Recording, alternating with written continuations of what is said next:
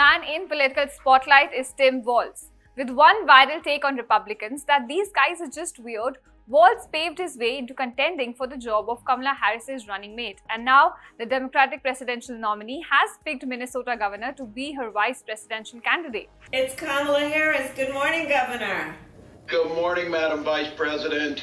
Listen, I want you to do this with me. Let's do this together. Would you be my running mate and let's get this thing on the road? I would be honored, Madam Vice President. So let's take a look at what this man brings to the table and why was he picked by Kamala Harris. So Walz, with his plain-spoken and sharp-tongued approach, has a strong resume for a VP pick. A native of rural Nebraska, he has donned many hats in his life. A public teacher, football coach, National Guardsman, and of course a politician. During his early life, Walz farmed and hunted in his summer times before he enlisted in the army at the age of 70. He served in volunteer forces for about 24 years and then he entered into the field of education. He took on a one-year teaching post in China, and after returning his home to Nebraska, Walz became a teacher and American football coach. As a coach at a local high school, Walz helped build an American football program, and this led his school to its first state championship. He also championed gay rights as the faculty advisor for his school's Gay Straight Alliance in the year 1999, and this was at a time when homosexuality was largely frowned upon. Walz made his foray into politics in the year 2006 by defeating the incumbent in the major upset state of Republican-leaning congressional district. He successfully held his seat till the year 2016, and then in a major breakthrough, Walz won the 2018 Minnesota governor's race by more than 11 points. His first term was plagued by the COVID pandemic and the killing of George Floyd by a police officer. He was sharply criticized by Republicans for delaying the deployment of National Guard even as some protests grew violent. But the governor won re-election and his second term was pretty much a busy period with Democrats controlling the state legislature by a single seat. He also chairs Democratic Governors Association as his another political role. If we look at his 12 years in Congress, it is hard to label his ideology. He has taken many steps like voting in favor of affordable care. He's also co-sponsored pro-labor measures including a bill to raise the minimum wage and backed an unsuccessful cap-and-trade effort for reducing carbon emissions. But at the same time, he's also found common cause with Republicans. He voted to continue funding the wars in Iraq and Afghanistan, supported tighter vetting of refugees entering the US, and tried to block the Obama-era bailout of banks and car companies after the 2008 financial crash. So, what led to Harris choosing Walz over other contenders? Well, the Harris campaign hopes that Walz's extensive National Guard career, coupled with a successful run as a high school football coach and his dad joke videos, will attract voters who are not yet decided on a second Trump term in the White House. Now, Walz is known for his progressive agenda as a governor. Important actions include free school meals, goals for tackling climate change, tax cuts for the middle class, and an expanded paid leave for Minnesota workers. He has also advocated for women's reproductive rights. So a strong political outlook helps with the rapport between presidential and vice presidential candidate. But perhaps more importantly, his record of winning a Republican seat and the fact that he held on to it even during the years that were not remarkably pretty well for Democratic Party in general lends hope to Democrats that he will help win back some of the red areas.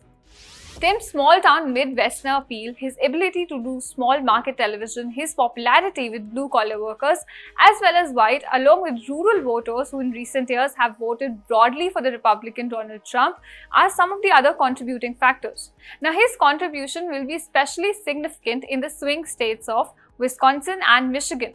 Also, while Walz has a progressive agenda, he has also displayed a conservative bent, which means that in the rural district of US House, he's been representing, defending agricultural interest and backing gun rights. Choosing a popular white male politician with this variation is nothing short of a strategic choice. We can even call it a balancing act by Kamala Harris. So Walz is also chairman of Democratic Governors Association and is very well known and liked by fellow Democratic governors. This means his image as someone who's smart, funny, and represents a unifying force among all the governors can help Harris raise more money for her campaign as well as get more important people on the team. So in the larger context where American voters have been disillusioned with politics and did not like Trump nor Biden by choosing Walz, the Democratic Party has tried to shake things. In fact, create a more positive option and make it possible for voters to reconsider their apathy. Ever since Joe Biden dropped out of the presidential race, Kamala Harris has had 16 days to pick someone she could be linked to forever.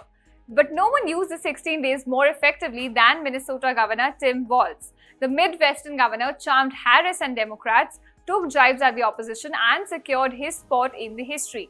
Known as the champion of progressivism, Walz stands on several critical issues including abortion, climate change, and immigration, offers a potential preview of how a Harris-Walz administration might approach these challenging policy questions. While Walz's track record makes him the ideal choice among Democrats, Republicans see him as ammunition to attack the Harris camp. The veteran politician has served in the US Congress from 2007, but Walz's stint as a governor of Minnesota had some major controversies and that Republicans are now hoping to use in their favor. So what are the major controversies tied to Walz's tenure as the state governor? Let's take a look. First up, Walz's critics say that his handling of the Minneapolis riots after the 2020 killing of George Floyd was a failure and a low point of his term as a governor. Walz deployed the National Guard to stop the violence, which included the torching of a police station. But GOP lawmakers have said that both the governor and the Minneapolis mayor were too slow to act. Republicans have also accused Walz of a slow response to the riots, which left several businesses in downtown Minneapolis in ruins. As a result of the delayed action, hundreds of businesses across Minneapolis were devastated by the destruction, and they had to ask local government for help. And this came on the top of what they lost during pandemic-related closures. Now, during the COVID-19 lockdowns, Walz oversaw Minnesota's response to the pandemic. And like other Democratic leaders, he favored heavy-handed pandemic restrictions, including lockdowns and mask mandates. Walz faced severe criticism for implementing stringent restrictions during the pandemic. Minnesota was among the states with the lowest coronavirus death rates between February 20 and April 2022.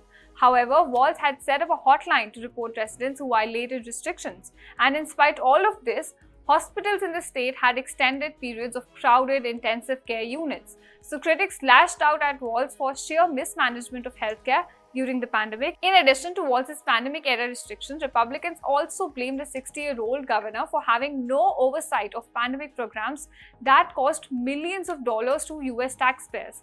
For instance, the US Department of Labor found out that Minnesota overpaid roughly $434 million in unemployment insurance to state applicants from July 2020 to June 2023. Federal prosecutors charged 70 people with defrauding federal food programs that funded meals for kids during the pandemic out of total $250 million on Walz's watch. Now known as the Feeding Our Future scandal, it's one of the country's largest pandemic aid fraud cases. Moreover, the Office of the Legislative Auditor delivered a scathing report that said Walz's Department of Education failed to act on warning signals. Now, we must not forget that Trump and Vance's history and controversies are no less and different. In fact, are far more extreme, but the Democratic duo has an uphill task of battling Republicans here. Time for some quick updates from the political battlefield that you might have missed.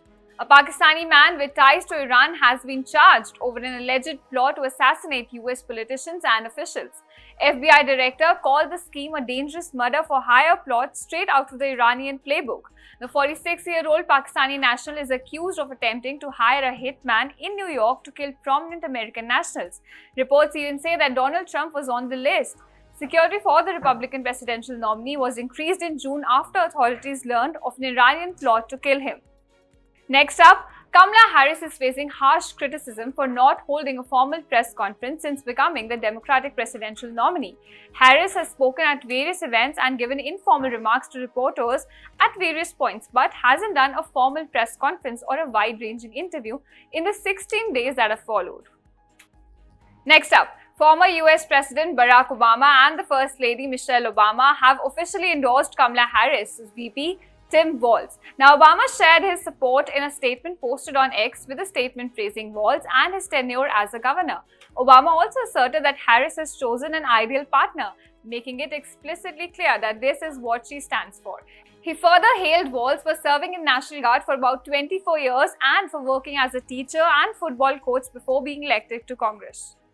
Indian-born US Representative Shri Thanedar has won the Democratic primary to represent Michigan's 13th congressional district. Thanedar's victory essentially paves the way to his re-election in solidly blue district. Thanedar secured 55% of the vote in Michigan's 13th congressional district, which is a socio-economically diverse area where black residents account for the largest voting bloc. In the 2022 primary, Thanedar will face Republicans Marshall Bivings, a former business license with the Detroit Economic Growth Corporation, who ran unopposed in the GOP primary, although he lost to Thanedar by nearly 50 points in 2022. So that's it on this episode of Race for the White House. Stay tuned for more such updates.